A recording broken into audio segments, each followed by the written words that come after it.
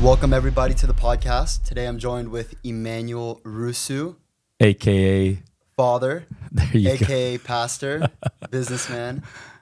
Man, where do we even begin?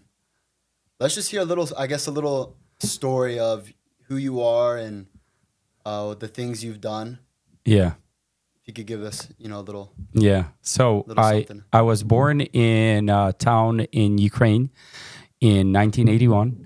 Always felt like I was carrying something special, not in a proud way, right? Not walking around proud and, hey, I'm somebody special, but just felt like there's something more to my existence. And so I was always, I think, a little bit on the creative side.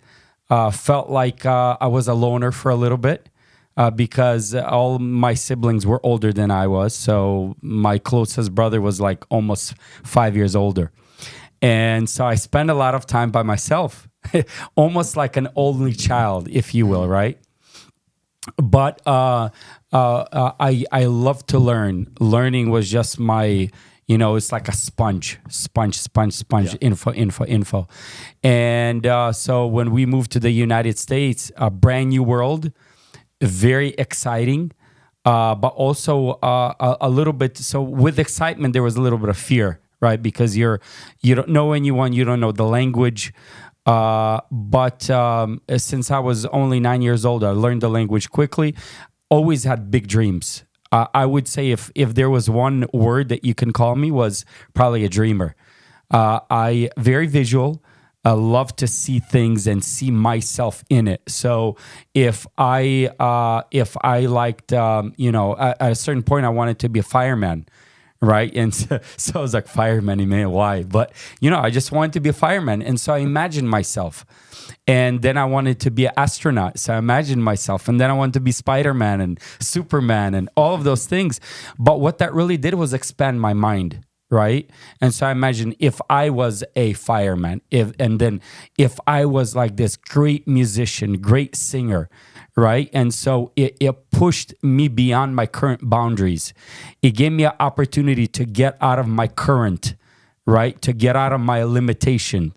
And so that was really good for my brain. And then as I grew older, I started to get very much involved in church. I love to sing.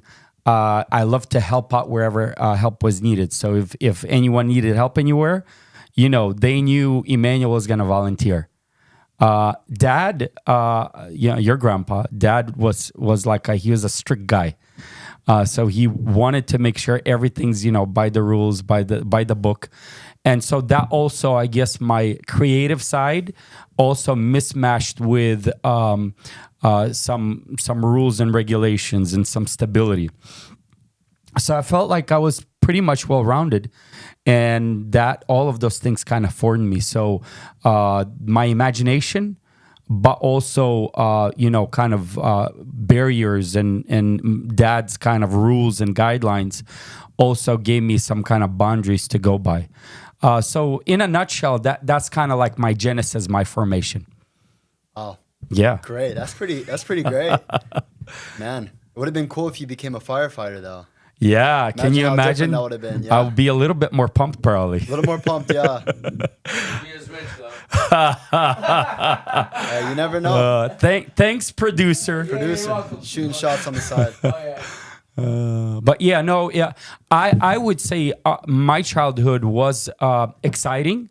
We've gone through some challenges and difficulties, economically speaking, but those really propelled us to move forward. In finances and in business, and so I feel like the mindset that was formed in me was really the challenges of life were platforms instead of graveyards. And so that really the mindset was formed early on in me, and the people that I was listening to, my imagination, the people that encouraged me and strengthened my soul. I don't know. I believe that God really placed people in the right time of my history to form me for such a time as this. Yeah, it's good. So whenever you were in those seasons of just growing in whatever position you were, were you still dreaming ahead of what's next? Oh, Or were man. you just kind of focused on, okay, I'm going to get this done and then we'll see after that? Yeah. So the reality is that I'm still a dreamer. So it's kind of like, you're looking at the sky and there's a limitless amount of worlds and possibilities. And so for me, that's the way I look at life, look at things. And so as I'm working on a project, like for example, right now, the next thing we're trying to do as a ministry, as a church, is expand the building. Right. And so we're about to purchase at the time of this recording, we're about to purchase the land where the new extension would be what we're looking to do, like a life center. And so as that possibility begins to become more and more real, you're visualizing all the life that could occur in that space. And so I'm continually. So as soon as my imagination has entered that territory, as soon as I already encountered, if you will, I don't want to get too weird for the listener, but as soon as my spirit has already encountered that space, I'm already dreaming outside of that space, if that makes sense, right? Yeah. I'm already dreaming like, okay, what's going to happen beyond that life center? How are we gonna bring in, the sport aspect, the dance aspect, the creative aspect, and so it's really important that we think outside of the current, the now. That's actually an attribute of God, that He is omnipotent, right? Omnipotent is the right pronunciation, but I just says omnipotent because it's kind of two words mashed together. And so of everything that God has already done, all of the creativity, just think about the giraffe, it looks different than the hippo, right? The ant, the exoskeleton, it is just mind-blowing at the creativity of God. Yeah. But after He's done everything that He has already done, He's still omnipotent. He still has He's still full of potential, full of creativity. And so I think that's where we're created in His image and likeness. We have a very similar mindset in the fact that after you've done something, you're still full and overflowing of creativity. And all it takes for us is not to limit ourselves. Yeah. And so that my mind is continually running. I'm continually imagining, Lord, what are you going to do next? In fact, my prayer today, every day is, Lord, amaze me with what you're going to do next. Do something new in my life today. Flow with newness in my life today. So it's a mindset thing. Absolutely. And if you think about people that were influential, and I don't want to make it like, influencers and world shakers, but just people that left a mark, left an imprint in history. They did not let their now determine their possibility for the next, right? And so you have, who was it? Mozart or Beethoven, one of them who was totally deaf, right? Yeah. And so how can you be a world level composer if you're deaf? But that didn't stop him, right? Yeah. And I believe why it didn't stop him because of his worldview, his mindset. So history says that he chopped down the legs of the piano and he was listening to the vibrations. Wow. Just think about somebody else would have been like, that's it. It's over. This is a dead end. I can't do nothing. I'm just going to, be a survivor at this point. But this man says nothing, even deafness, the key part of being a musician, of being a composer, even the fact that I don't have hearing anymore will not stop me from composing. Now that's powerful. And so I believe that's the likeness and the being made in the likeness and the image of God. What that is all about is it doesn't matter what we're facing. There's always more. There's always other ways to bring forth beauty, other ways to bring forth value into the world today. Yeah, it's a good word. Also, there's a quote, I think it's from Michelangelo.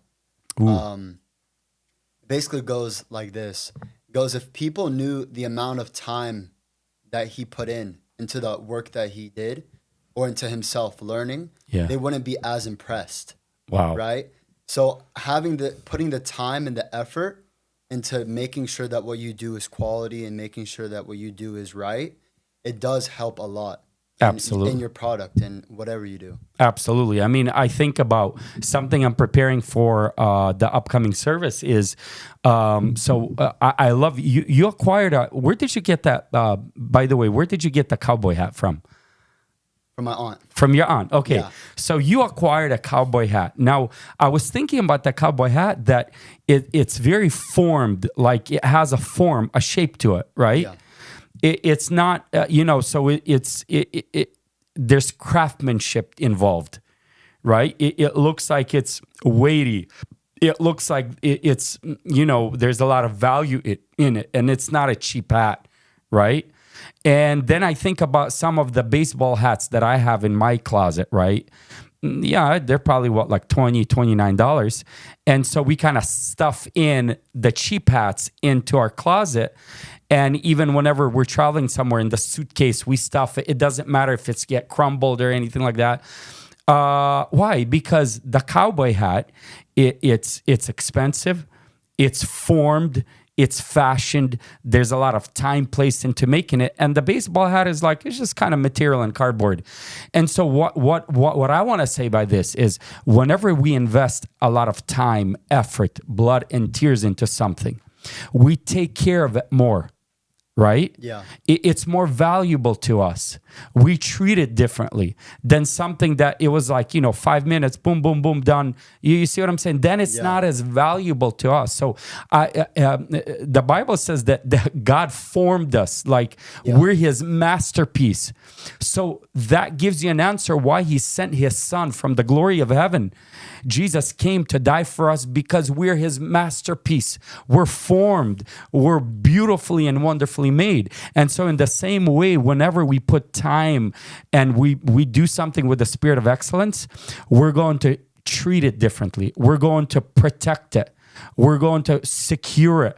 We're going to value it. You see what I'm saying? Yeah. So that's why I think beautiful things, they do take time. Yeah. But then you're going to be able to pass that as a legacy to your children and your children's children. Yeah. And you're going to be proud of it as well.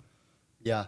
And one thing also you could look at is just the way that God created the universe, He didn't make the ladybug. He didn't design it poorly. And then, you have like the elephant over here, which is like beautifully designed. Yeah. He designed each creature and That's so each good. living thing. He designed to have a purpose, and he designed it in such a complex and good way that it lives its purpose out. Exactly. Yeah. So we could take inspiration from that with everything that we do, with every action that we set our hearts to do, that we do it with purpose and we do it with good desire. Yeah. With a spirit of excellence. And what I think sometimes we get in trouble with is when we say spirit of excellence, it can get out of bounds a little bit. And so we might do something just for the sake of doing it perfect, right? And then we forget to enjoy something, right? So we say, well, we're going to, do this service with the spirit of excellence, church service, or write a song or whatever. And so we try so hard at making it perfect that we lose the heart to it, and then we're not enjoying it. And so I think when the Lord was creating us, when he created the earth, the grass blades, the dandelion, right? When he created all, he says, this is good. Yeah. And so it's very important that we sit down and whatever we did, we say, Lord, thank you for this. And we enjoy it. Yeah. Enjoy your family. Enjoy the song that you've written.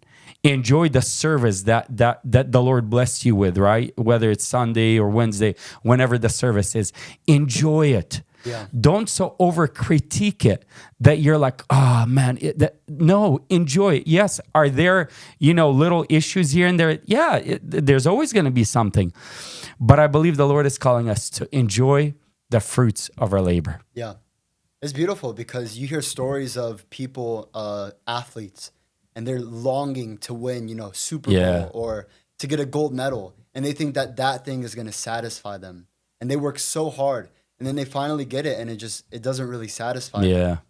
So I think just enjoying each and every single step that you take, Yeah. every single victory, small or big. That's right. I think you just start to enjoy life even more. That's right. I said this before that we have to celebrate every single step, every small victory, every small achievement has to be celebrated.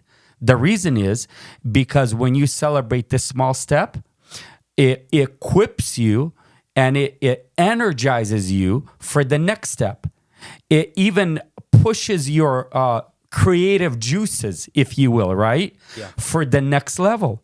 But if all you're doing is like, okay, I got through this one. Now let's see if we can get through the next level. And there's no celebration.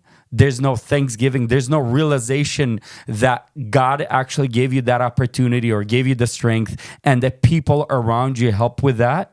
Then sooner or later, you're just going to abandon the whole mission. And so it's very important that we celebrate, that we rejoice, that we're glad with what we've already done, right? Yeah. So celebrate. Like I think about, the little child, right? That's playing on a baseball game. And, it's just, a baseball game where they barely hit the ball. You know what I'm saying? Yeah. But the parent celebrates the child so much and it boosts up the confidence, right? It makes the child say, you know what? I'm a winner. I can do it.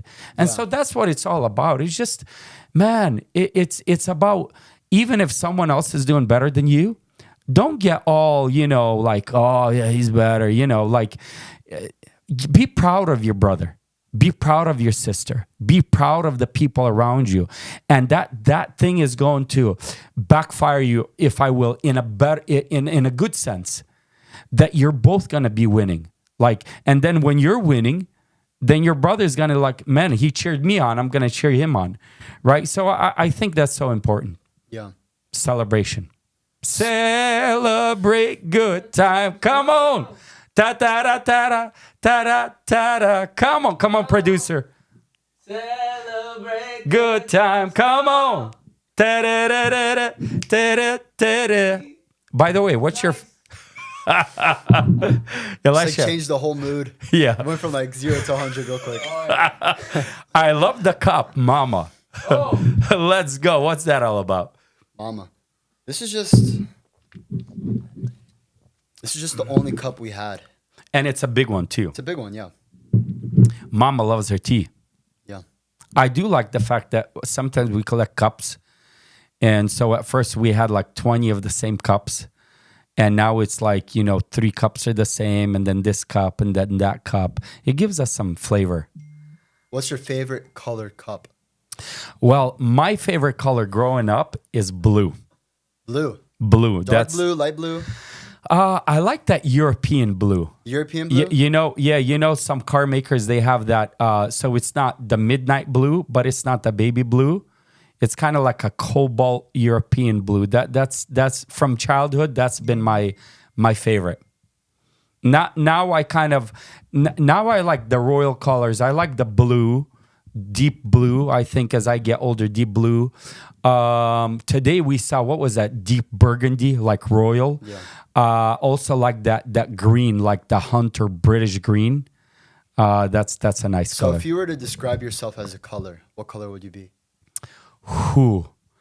I have to go with my child. I think so much of who we are is so engraved in who we were at, kind of from an innocent and childhood age.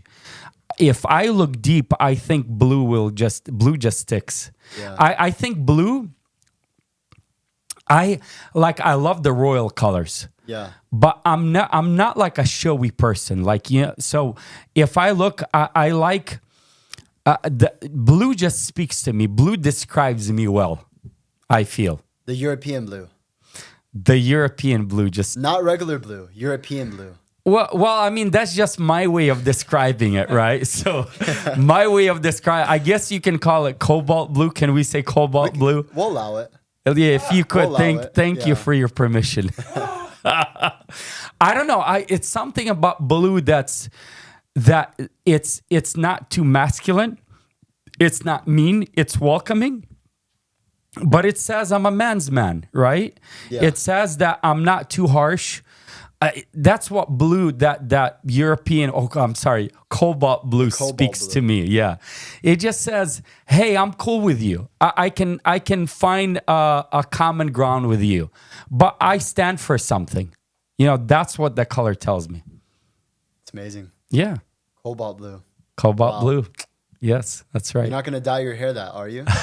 You never know, but probably who knows? Who knows? Next pod, Maybe next podcast? maybe next pod. Yeah, we'll Right, see. It's well, a we'll challenge. see. Yeah. I really hope you do. Okay. If not, we'll get a wig for you. Okay. That might be easier. Amazon. Amazon can work. Now Walmart.com also has it. So Walmart, if you're watching this, I want a free Blue wig. blue wig. Cobalt. Yeah. Cobalt blue. Cobalt blue. Let's go. Beautiful. Did you want to ask me about numbers? Numbers? Yeah. Okay, what's 1 + 1? 2. Great. Not bad. Not bad. Good Thanks. answer. Hey, I'm on a roll. Yeah, we could talk about some numbers. So Okay. The book of numbers? Or You just want to? numbers? No, that's just a spicy topic. I Yeah. don't know if we want to get into Well, yeah, there's a joke. What was it? I read through numbers and I didn't find yours. That's a pickup line. So if somebody's watching us online right now or listening to us, That's a good one. That's a deep, yeah. so actually, if we can just detour for a few minutes, the pickup line that I had for your mom. Okay. So I was the sound operator back in the days. I don't know if did you know about this? Yeah, I knew. Was sound operator, and the church didn't have enough money to buy long wires, so they actually placed me. They were short wires, so they placed the PA right there in the front row. Nice. So I wasn't able to hear the house effectively. Yeah. Right. But then your mom, my wife, Evelyn, she visited us from New York, Buffalo, New York. Wow. And she sat towards the middle of the church. So the whole service, I'm like looking back, and I'm like, man, I have to talk to her. Like, phew. I'm not even paying attention to the preacher, to the singing. Yeah, the sound is just not The even sound in is question. it's out of the question. I don't even know how we had that church service back then. But so I come up to her and I said, "Hey, girl, what time is it?" Because she had a little watch, you know what I'm saying? And so that was the pickup line that I used. But some of the other pickup line, I just want to help our singles today, is, "Hey, girl, you must be tired." And she's like, "Why?" "Because you've been running through my mind all day." I mean, that would be good, but I don't think people use pickup lines anymore. They don't? Man, that's a shame. I mean, I think maybe some people do, but How about this one? Just maybe we'll cause a ripple effect. Maybe. How about this one? "Hey, girl, I'm about to call the cops on you okay.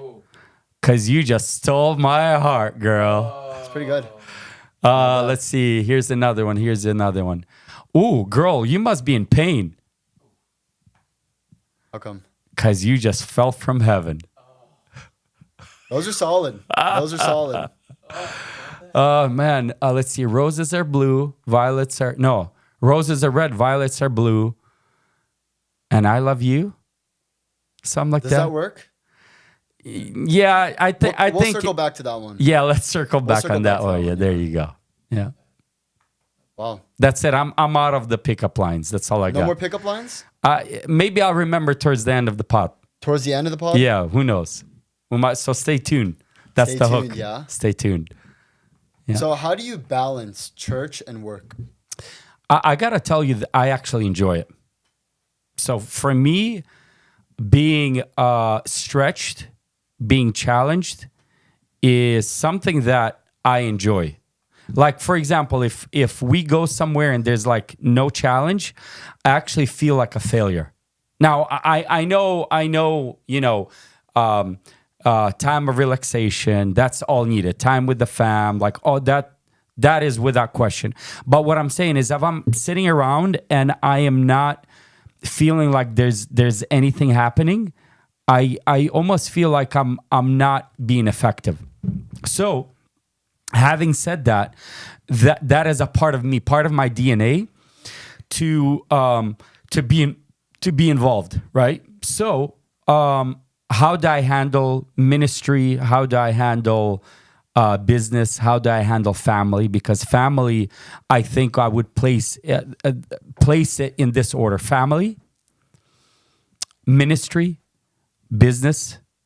Because for me, family is, if I don't have family, if my marriage is crumbling, if my relationship with you and your sister is crumbling, it's like everything else is like, what's the point, right? So for me, family is super important. I don't even feel right if my family is kind of like falling apart. So I just enjoyed the challenge. So when I wake up, my mind is just running. And it's like, I almost get a high, if I will, right? If I can use modern language. I almost get a high out of bringing this in and having these, victories, right? Having these things that are happening here and in this corner and in this corner. You know what I'm saying? Yeah. And so and someone can say, well, Emanuel, that's just how you're built. But, whenever I'm reading the Word of God, whenever I see mighty men and women of God, I mean, they're having these victories all around in their life. Like there's something that's happening.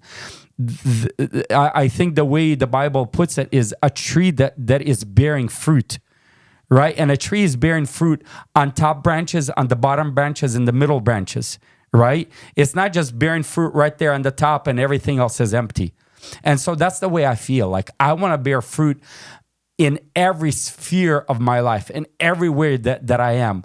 I want to be able to get into paradise, to get into heaven, and to look back and say, thank you, Lord, that I was able to do to be effective in every layer, in every slice of life, right?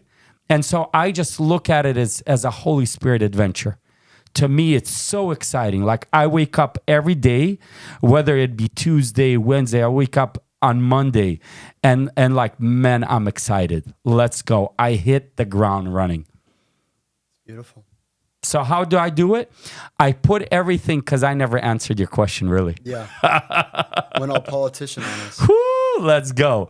So I have in my mind, I guess the question would be, how do you organize everything? Because it's really easy to kind of, do something and not do something.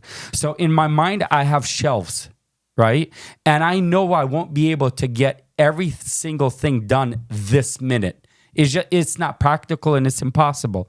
So what I do is, in my mind, I have a temporary solution for the spheres that I'm working on, right? So I have a temporary solution for the ministry angle, right? Mm-hmm. I have a temporary solution for the day. I mean, let's say for Monday. Yeah. So I'm facing different challenges, but I have a temporary solution for this, temporary solution for the business, temporary solution for, the relationship situations and the family situations. And then I deal with it one by one. But because in my mind, I already have everything kind of more or less started, it's more easier for me to continue the work, if you will, right? Mm-hmm. So in my mind, I've created a system. I've created procedures.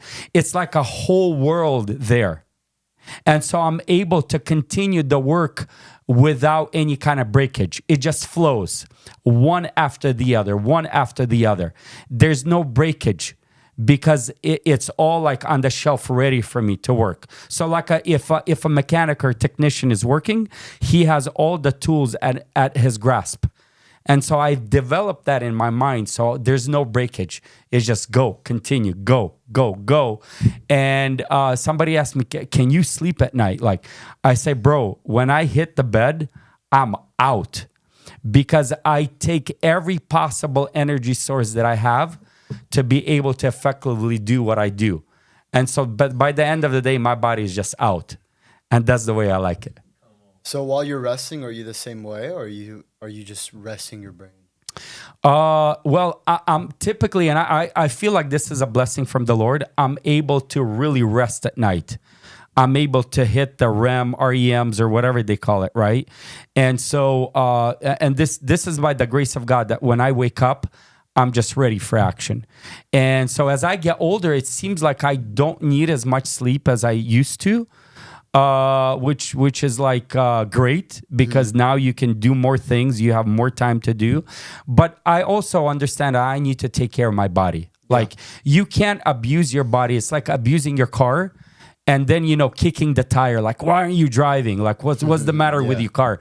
So I don't want to abuse my body to the point where it's not running. That's irresponsible. And because we're a temple of God, we have to treat our body right. But I do understand. I listen to my body. So and sometimes you might see me more like where I go to bed, where I'm more exhausted earlier in the day, and I just say to myself, you know what? This is the season. I gotta take care of myself, and I gotta go to sleep. I got do whatever I need to do. But once I'm out of that, I just go full force. It's amazing. Full force, yeah. Full force, 100%? Baby. 120. 120. Yeah. Yeah. So that's just kind of like my inner world, my inner thinking. And I'm glad you asked me that because I really no one really asked me that a lot. Yeah. And so I'm able to kind of pour that out just to kind of reveal what's on the inside of me. So resting is good. Resting is necessary. And I'll tell you, some people need it more than others. And it's totally fine. Like you can't get to Arnold Schwarzenegger level, in strength on the first year of hitting the gym. Like it's crazy. And sometimes we try to hit somebody's peak success point at the first year. That's not going to happen. You got to build it. Yeah. There's creatives, musicians, singers, preachers, pastors that are shooting for, world level, status. And bro, I love the passion. Sis, I love, your zeal. But you have to understand some things are built over years. Some things are built over time. And so you can't like go at it and just be depressed because you didn't hit that, in your first year of your career, first year. So we have to understand how things work. You know what I'm saying? So rest up, listen to your body, and then just build things up year by year. You're going to make it. Great. So resting is important. And is that on a weekly basis, daily basis? Should I take a vacation, once every year? Should I go somewhere every month? What do you think about that vacation-wise? Well, I find more and more value in vacation because as you guys are growing up, it's you and your sister and obviously my wife, your mom. And I find value probably not for the sake of me resting, but for the sake of me connecting.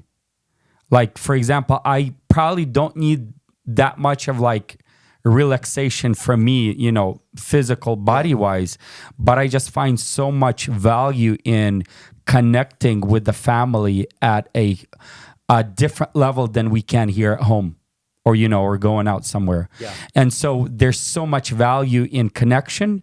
There's so much value in rest. I mean, Jesus went out and he separated himself, right? Mm-hmm. So, if Jesus need that, separation, how much more do I need that separation? You know what I'm saying? So also every single time we go out on vacation, I just have a new perspective on things. Yeah. So it's so beneficial to take that vacation or even that Sabbath at the end of your week, on Saturday, on Sunday after church, you just kind of relax, whatever your day is, but just having that time of relaxation and rest. Yeah. It's beautiful. Yeah. It's a good point.